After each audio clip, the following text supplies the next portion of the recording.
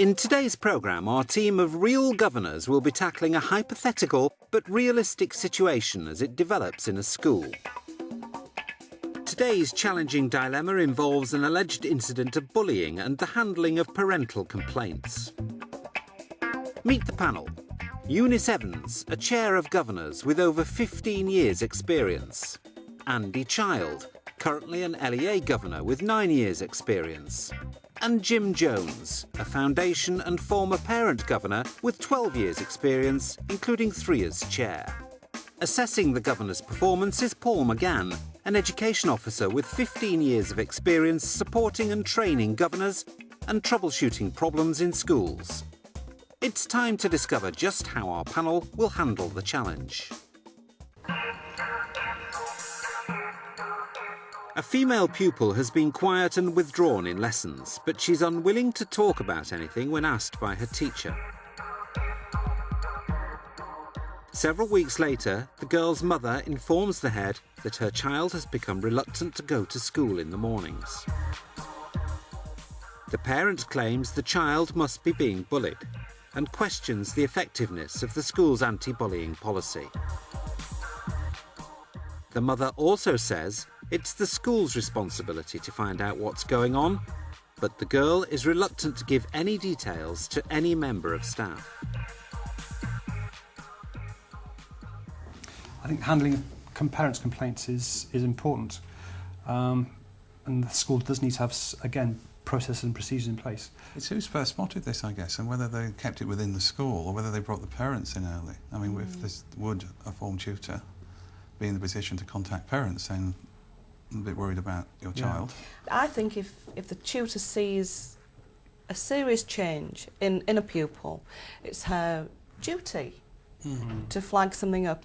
Certainly to share it with someone, maybe ask, depends on the experience of the tutor, should I share this with the parents or what do you think about it? But not to keep it to herself. I guess this brings up how parents relate to the school. The parent body communicates with the school. Obviously, if you're a school that builds barriers, you're not going to get much contact until it's got bad.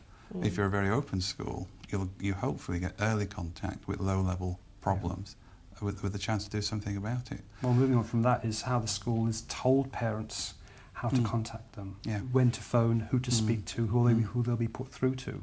And you've got to be careful not to raise expectations that a parent has instant access to a head teacher any point in time between 8 and 5. And moving on about policies, parents should always have received a copy of the bullying policy, which addresses, you know, maybe what to look for, what your child may be presenting in behaviour that could be attributed to... That could be put into the school prospectus. Yes. But it is a partnership here between the child, the parents and the school. And you cannot take one element out, and the whole blame cannot rest with just one element. The governors are quite right to point out that a key determinant of the success of the outcome of this investigation will be the trust and confidence that the parents have in the school's ability to investigate thoroughly. And this is largely going to be determined by the quality of the partnership that's developed between the school and the parents up to this point. The panel discussed the possible causes of the girl's behaviour. It's the parents who are saying she must be bullied. But we're not getting any other information about whether this is actually happening. It's whether we stick to what we actually know, which is a quiet girl who's now refusing to go to school, and the parents' assumption that she must be being bullied. There may be other causes. The range of domestic issues. Yeah, there could be something outside the school. There could be something inside the school. Everything gets labelled with bullying nowadays. Yes. And that's something governors have to be very wary about. It's the easy tag to put on. Child's obviously not very happy, must be being bullied. You know, what age was she? Was she hitting puberty? Is it that kind of age of life? Stage of life? The age of deep embarrassment.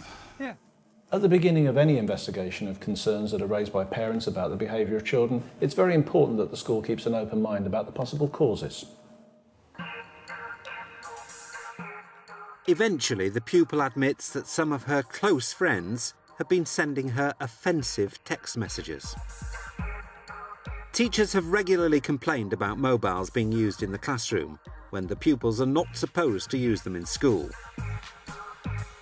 The girl is adamant she doesn't want her friends to be confronted about the issue. What I'd like to know is what the school policy is on mobile phones. Absolutely. Are they banned entirely from school premises. Yeah. Difficult one then, because parents give their children mobile phones Keep them safe. to keep them safe. Yes. Yes. And then the school says, you can't have them in school. Where does that leave you? There's nothing wrong with mobile phones, it's how they're used, isn't it? Many pupils would take the phone to school and use it at appropriate times or never use it, just it's the safety angle. Yes. But it's when it's brought into play in this particular way. So if someone had written a Offensive. note and Yes. said, here, That's right, it's just using read technology. that, then Yeah. that's just as bad as, Yeah. as us texting them. I guess it's about how absolute your rules are. You know, do you ban the presence of mobile phones in your policy, so anyone found in possession of a phone is against the school rules? Or is it the use? Or is it inappropriate use? The trouble with a policy, if it's too absolute, is it's before too long someone's broken it, and you're stuck with having to punish somebody for what may be a very reasonable thing to have done. Yeah. The governing body are quite right to focus on the behaviour itself rather than the source of the bad behaviour. By looking at their existing policies, they may find that behaviour of this type is already covered without any specific mention of mobile phones. In taking this forward, I think the school needs to respect the confidentiality which the girl is asking for, and discreet inquiries can be made through the form tutor, through other tutors or teachers which the child encounters, and then build it up from there and take it step by step. Because fall back out of this could be quite horrid for the child. I mean, we must remember that some pressure's been applied to this girl now to cough up. Yes. You know, Yeah. she hasn't, I don't think, volunteered this. She's not come forward asking for help.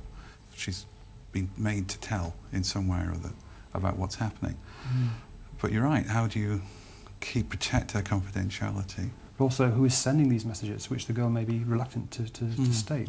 But that's starting an investigation, isn't it? Which Yes. immediately flags up there's something. Yes. Pupil confidentiality is a very sensitive issue. Some things are so important by their very nature that it's impossible to keep them confidential. However, in most cases, it should be possible for the school to find ways of investigating concerns which maintain the confidence of the pupil themselves. For instance, a generic assembly, or by teachers raising the issue and thereby distancing the pupil from the source of the inquiry, may lead to ways in which the matter can be dealt with without the pupil feeling vulnerable.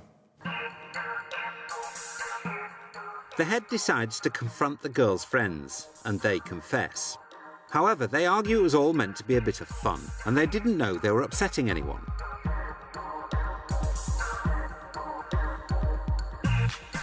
The head and the governors then receive complaints from several parents that their children have been unfairly interrogated and incorrectly labelled as bullies. But what exactly is meant by the word bullying? She may be getting messages that we would see as perfectly innocuous. That's right. That she's interpreting as bullying. Yeah. But then one of the definitions of are you being bullied is if you think you are. And if she thinks she's being bullied by these messages. Is that bullying, though?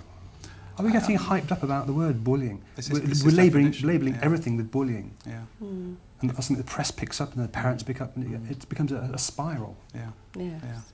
Well, if you don't define what bullying is, there's a risk that people won't recognise it when it happens. Okay, if then you define talk it about in- words like respect. Yeah, Respecting so if it's- space, respecting other people's Yeah. views and opinions. And so disrespect would perhaps be the word that's Yeah. less emotive, that there was an element of disrespect in this behaviour. Yeah. I mean, it might fit this quite well, this Yeah. particular scenario. They showed disrespect or lack of respect for another person. That's and right. that is against the school ethos and against the school Yeah. behaviour policy. Some things you can define. Yeah. You can say what isn't appropriate. And no matter how old the child is, they do understand that. Yeah. And it needs to be said, because sometimes we're in danger of not stating the obvious Yeah. and assuming that people understand. If you simply label a type of behaviour as bullying or label a particular person as a bully, then it's likely to lead to a defensive and a negative reaction from the people concerned. And this may inhibit the school's ability to deal with the quality of the behaviour and the impact that that behaviour is having on the alleged victim. The governors move on to consider the reaction of the parents. Any reasonable parent, I would suggest, when faced with the evidence of what had happened, would immediately say, fine, that wasn't given to me, deal with it or you have dealt with it appropriately, and I'll speak to child back at home. Yeah, that's assuming, I guess, that parents can be reasonable when it comes to their own children. They're very reasonable about other people's children. Yeah. Yes.